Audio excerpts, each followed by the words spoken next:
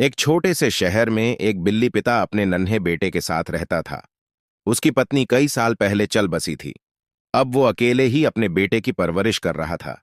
चाहे मुश्किलें कितनी भी हों, लेकिन पिता ने कभी हार नहीं मानी। हर सुबह वह अपने बेटे को प्यार से जगाता, उसे खाना देता और फिर निर्माण स्थल कंस्ट्रक्शन साइट पर काम करने चला जाता।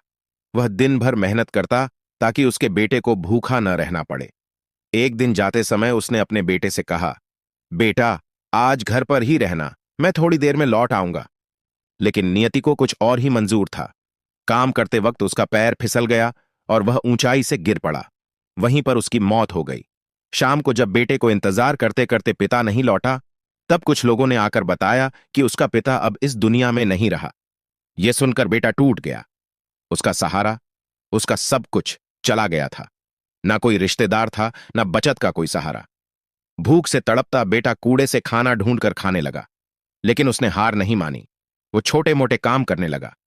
कभी होटल में, कभी सड़कों पर साफ सफाई करता। धीरे धीरे उसने पैसे बचाना शुरू किया। कई महीने बीत गए। एक दिन वह कुछ फूल लेकर अपने पिता की समाधि पर गया। समाधि को साफ किया, फूल चढ़ाए और हाथ जोड़कर बोला, पापा, मैं अब ठीक हूं।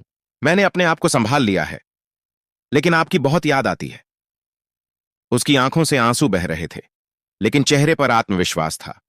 वो जानता था कि उसके पिता जहां भी हैं, उसे देखकर गर्व महसूस कर रहे होंगे।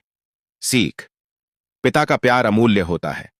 उनके बिना जीवन मुश्किल जरूर होता है, लेकिन उनका आशीर्वाद हमें हर तूफान से लड़ने की ताकत देता है।